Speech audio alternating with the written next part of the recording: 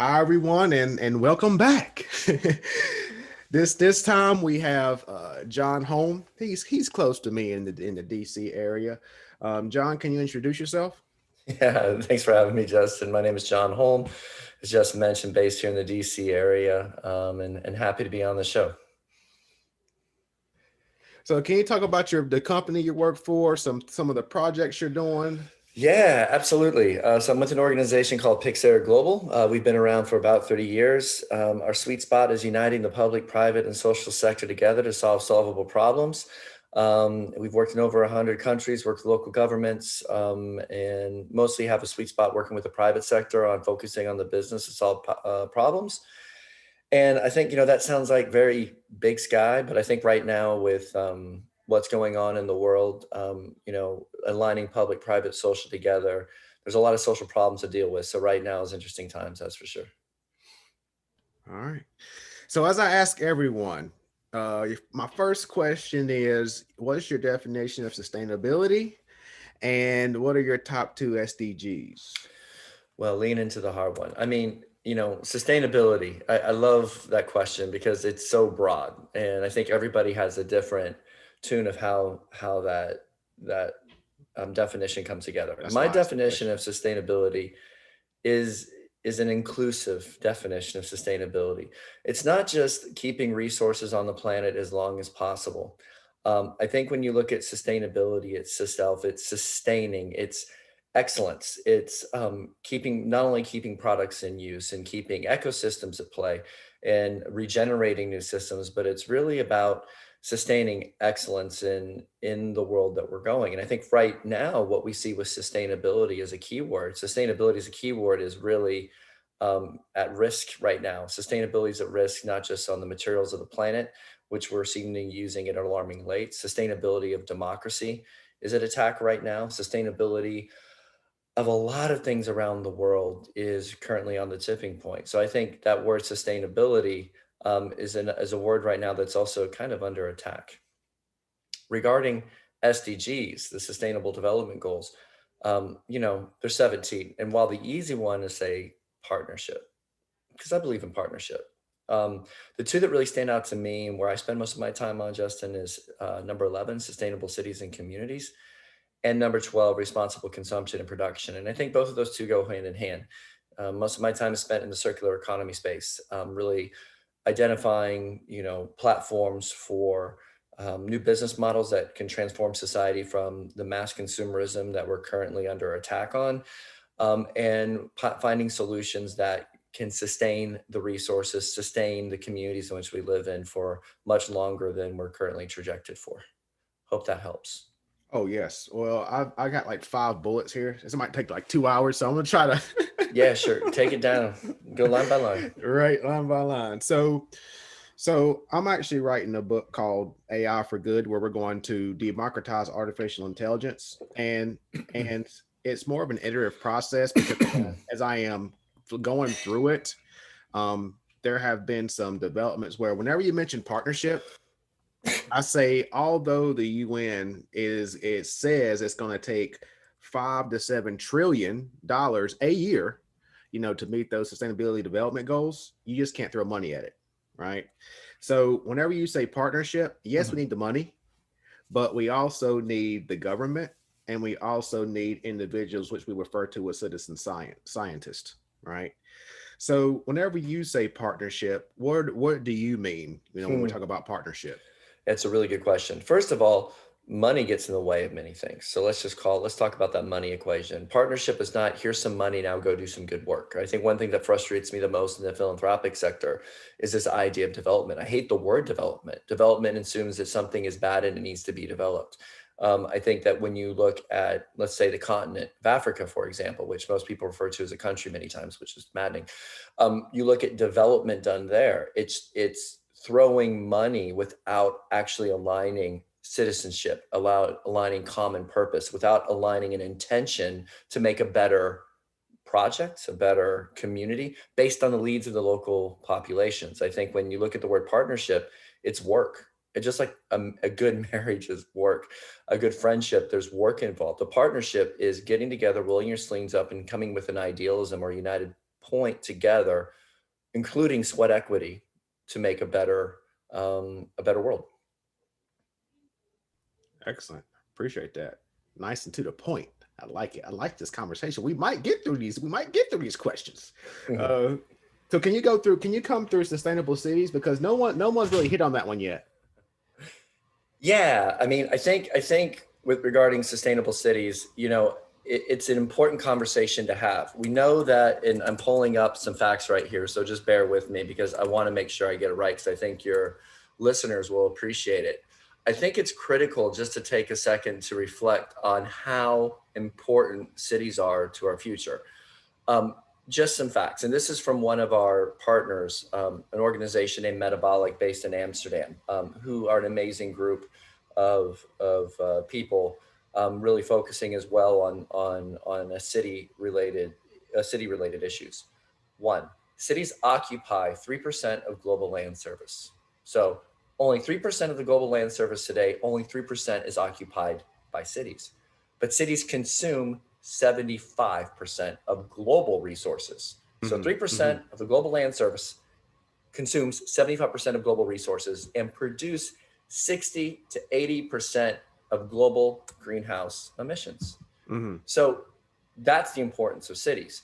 Two, cities are kind of the fabric. And when you look at information specifically, Justin, the way the world has moved is that cities are becoming the hubs of everything. It used to be there was a sprawl into rural around the world. What you see now, doesn't matter if you're in Kenya or if you're in Delhi or if you're in India or if you're in the United States, cities are the hubs of information, the hubs of economy, the hubs of the future. And there's a big gap between what cities have and what rural communities have. So I think for us, sustaining cities, but also looking at cities as those beacons of change and leading that change for the rest of the world are really important. Okay. Great. So whenever you're referring to responsible consumption, when you're referring to circular supply chains, just like sustainability, there's different definitions as well. Yeah. With these, right? Yeah. So whenever you're talking about circular economies and circular supply chains, what's your definition? Well, I think when you look at the circular economy, there's an illusion, and I think this is where it becomes cultural. One, first of all, the circular economy has been around before the Industrial Revolution. Tribal nation, Native Americans, Mayans, Incans, Peruvians, they all lived on a circular economy. They all shared food. They all worked together for regenerative resources and agriculture. This is not new. What the Industrial Revolution done, and these concepts like planned obsolescence, Mm-hmm. and the capitalist economy has done to a degree, as made our dependence on consumption being emotional, not really based on needs. So what we've done right now with the populations growing, exploding, is that we have these, and marketers are brilliant at this, turning um, um, wants into needs and really making us dependent on emotional connection of ownership of materials, food, whatever, to the point that we can't get off the drug. And that addiction to just consuming things over and over and over again is killing the planet, it's killing society. But I think when you really look at what a circular economy is, it's the antithesis of that. It's investing in business models that incentivize making products last longer. It's incentivizing selling products as a service instead of, for example, selling light bulbs. And how many light bulbs can you sell? It's selling lighting as a service and then incentivizing light to be made to last longer. So I think when you really look at the crux of it, in the United States, for example, people don't even know what the circular economy is. They think circular is plastic just because of there's all these lies in the public ecosystem about recycling. Recycling doesn't work. It hasn't been working. This has been a Right. lie for 25 years. It's been thrown down our faces of what something is when it's not. So I think what we're all coming down to right now, when you're seeing that we're, on their last 50 soil uses, we're seeing the growth of the planet the way it is and the consumption of resources. We need models that can help us get us out of it. Circular economy business models of one element that can help us do that. Excellent. So I actually first heard you on the supply chain revolution, Hmm. and one of my favorite episodes, I must say. Awesome. I think I reached out to you on LinkedIn immediately after that. Yeah, I think so. But didn't you mention whenever you're talking about lights that last longer, or renting lights, or Mhm. it was an airport or something that would, Yeah. that you? Yeah, that was me. Okay. So I mean, yeah, I mean, the best way to look at it is that you see right now, in a really clear example, of course, it's based in Amsterdam because there's incentives and legal incentives based to do this. Philips, Philips Lighting. What they did is that instead of selling light bulbs and burning out said light bulbs and trying to make many light bulbs as possible, what they did is they said, wait a second, let's not incentivize our business model to sell as many light bulbs as possible, which is hurting resources, which is using a lot of material we don't have to. What about if we sell lighting as a service, where we go to organizations, companies, municipalities, and we offer the point of saying, listen, we will make sure your light last the longest, and we will service that for you, which incentivizes light bulbs being made to be last longer, right? So Philips, for example, did a test run of this model with Schiphol Airport in the Netherlands, and it worked immensely well. Now they're working with cities across Europe and even the United States on switching to this model where you're paying for lighting as a service, not buying light bulbs. And that model right there um, should be and can be used by many companies in different capacities and different contexts. Michelin Tires has, for their tires, actually, they have a service for their commercial truck drivers. They have a service where you have it with tires as well. It's how much road tears on the tires, and then you service the tires itself. They're made to be last longer. So there's some models out there that work. Excellent. And while you were doing that, because you mentioned one thing in terms of recycling doesn't work, and that prompted me to pull up one of my presentations from the SAPIX conference in South Africa. Fantastic. So I Let's was talk trying about to that. Let's talk about that. I was kind of scraping for that very quickly. So there was one thing that I was talking about when I was talking about blockchain and supply chain management, Yep. and it said only 66% of discarded paper and cardboard are recycled, 27% of glass, and 8% of plastics. But the more glaring statistic was that I think it was Colombia that said in the United States, of the 367 material recycling facilities, only 14% process the clamshells, right? The plastic clamshells. Number 11, fives. yeah. So you give me the numbers. 11% can recycle plastic cups, right? Only 4% can process plastic bags, and then only 1% can process the plastic plates, cutlery, straws, and stirrers, right? Right. And that's if they're actually sorted correctly in the first place. Right. Right. So I think what's really challenging is when you look at this whole illusion of recycling, is that the mechanics have never really been invested in the right way. I mean, let's take a look at it from an ecosystem approach. Cities do not have the money to invest in recycling infrastructure. Why? Because many companies get a free pass of not having to pay taxes. So Hmm. they're left having to foot the bill. They cannot afford to create the infrastructure that's necessary, even if we wanted to start recycling plastic. Two, plastic itself is very hard to recycle because it's not circular by nature. It cannot necessarily easily be recycled. And by the way, plastic can be downcycled. Even if you do recycle it, eventually it has to break down into the ground. The only other way it can be incinerated and burnt. So plastic is really tricky. And I think that's one of the illusions that we've been trying to grapple with around plastic is, yes, it's a wonderful substance where it allows us to have a variety of uses. It's light, it's transportable, but I think it's really an economic conundrum that we're in right now because we don't, one, have the infrastructure for plastic, and two, the cost of new resin, i.e. to make new plastic, is super cheap and probably will be for the foreseeable future because the cost of oil and gas has gone down, way down, and that probably won't change because of the proliferation of renewables. Hmm. So I think when you look at supply chain, one, I think it's really clear. I would differentiate when you look at circular economy into two ways: upstream and downstream.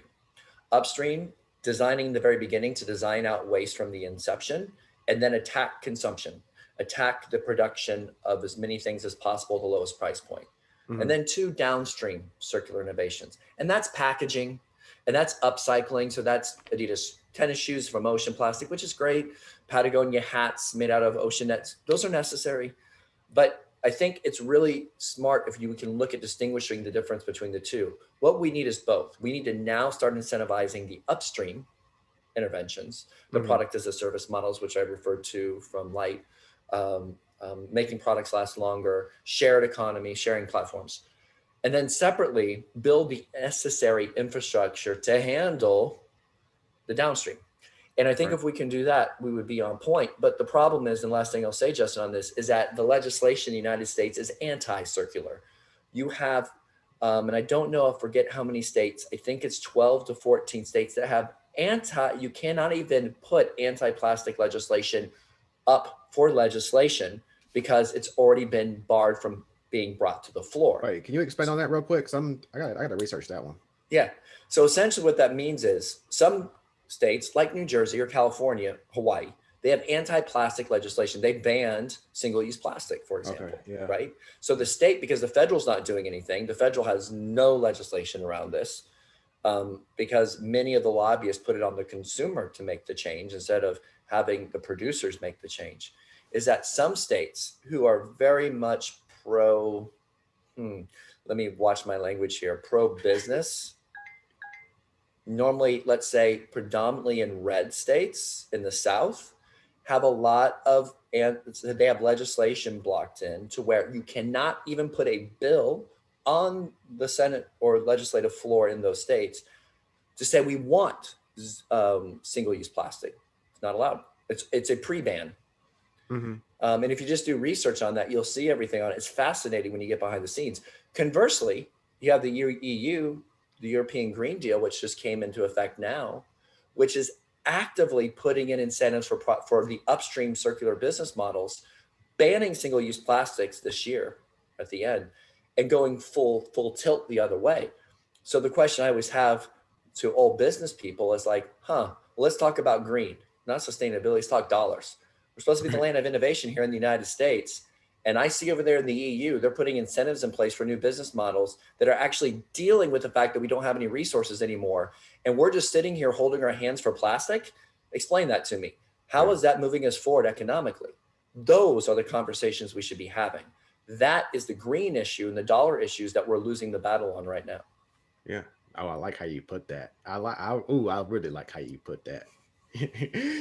So you mentioned one thing where, so I'm in the shout out to the Clubhouse, the new app, but I'm in fashion rooms. I mean, look at this face. Right.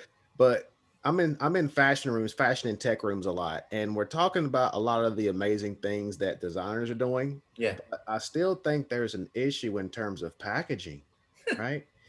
So, like, how do we start the conversation of creating sustainable packaging? Again, I think there's two questions here. I think one, when you look at fashion, you have to look at the incentive of fashion. You look at fast fashion, right?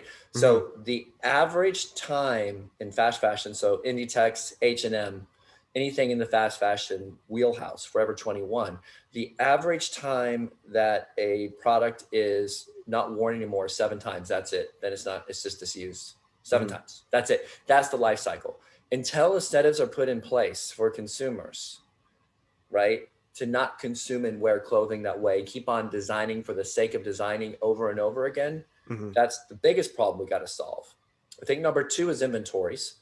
Be closer and on spot dealing with your inventory use to where you're being much more critical of how many people are going to buy something. Uniqlo, for example, on their inventories, they're much more spot on at least what they're producing. They're not sitting there trying to make enough and then going to after Christmas, we have to sell everything out, which is what's killing the fashion industry or killing sustainability. Hmm. Now, let's get to the next element, reverse logistics. Let's say Hmm. companies want to get to their circular journey. And let's look at supply chain. Reverse logistics, I don't know why nobody's really talking about this. We're really doing starting to do some really good work with this on the continent in Ghana, and then looking to do something in the continent about developing reverse logistics hubs on the coastal lines, but also in Alaska, up in trying to develop on the coastline there, reverse logistics hubs. And when you look at fashion themselves, H&M dipped their toe in it, right? This whole Hmm. idea of you bring in a good, any good will give you 15% off, right? Their next Hmm. clothing line. So you bring it, like, great. That's a start, but it's a start. And I think what's clearly needed in the fashion space specifically is what is corporate social responsibility initiatives and what are business initiatives.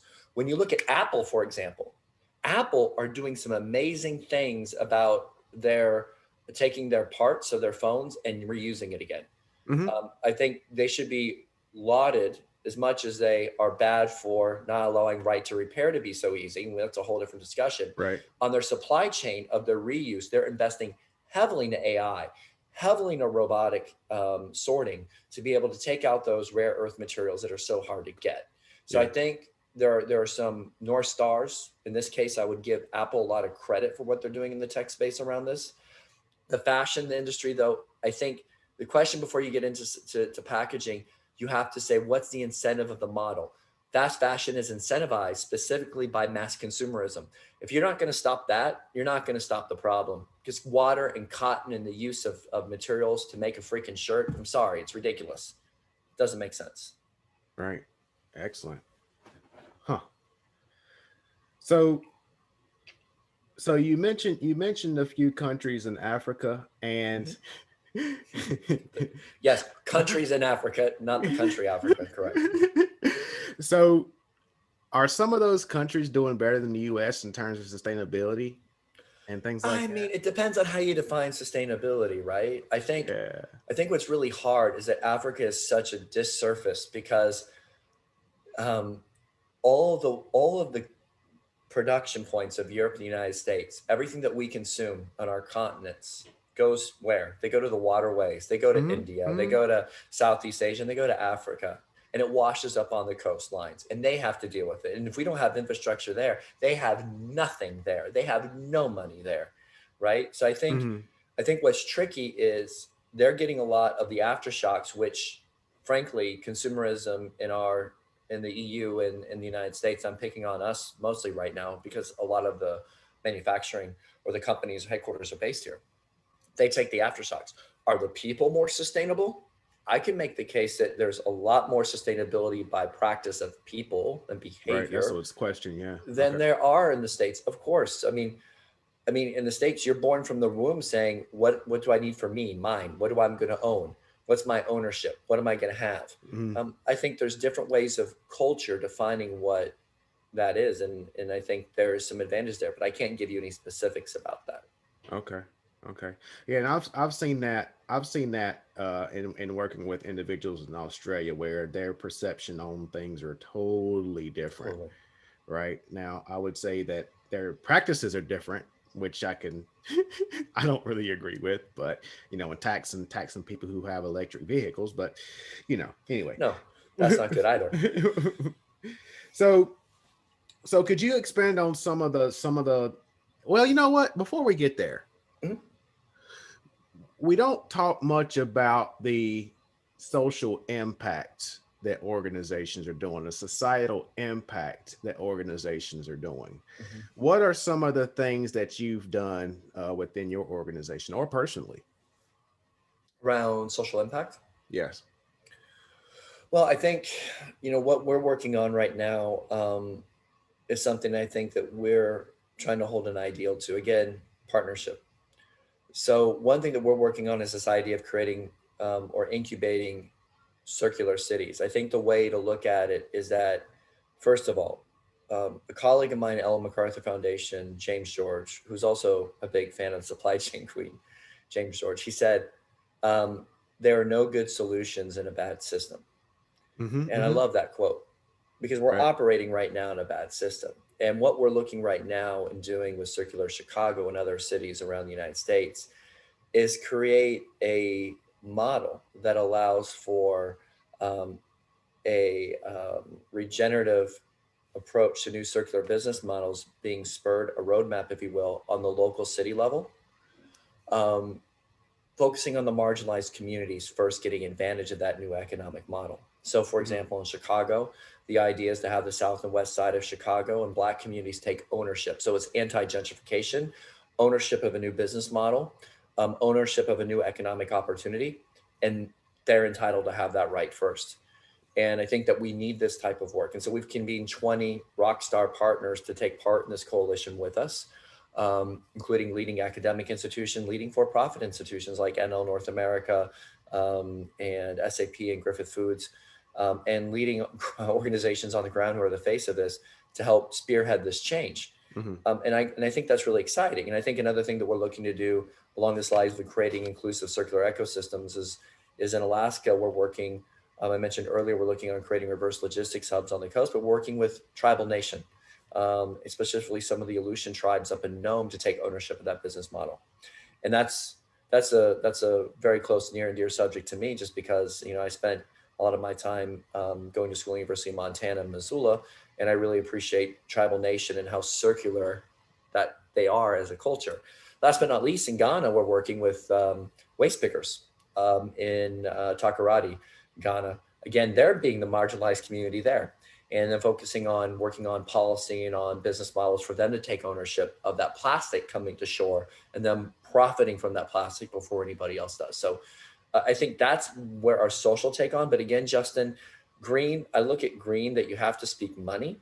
Hmm. And that if you speak money and social change happens after that, that's when the things move. But Hmm. you cannot lead with the fish that has the plastic in it. And you cannot lead right now. Even today, last week, The Guardian had an article of babies, so human babies, fetuses, having microplastic found in Yeah, I've them. seen that. Yep, I I've seen can't that. lead with that. You know why? Because it doesn't move needles. You have to lead with the economic transition. So the economic transition, a new circular business model, focusing on marginalized communities, and there's a roadmap there. All right. And that's one of the things I ask a lot of people in this space of, how do we make sustainability, the term sustainability, like I said, you can term it any way you want to, but how you make it appealing, how do you monetize it, Yeah. right? Now, I guess that's a $1 million question to everybody, right? Yeah, but don't you think? I think you're starting to see some things. I think there's a couple of good things on the horizon. They're not quick enough, but they're good. One, Right. ESG coming into the space. Now, Hmm. say what you will about ESG metrics. One thing ESG has done is that it's putting some metrics front in line in the boardroom of companies where they Hmm. have to pay attention to environmental, social, and governance indicators related to sustainability. Hmm.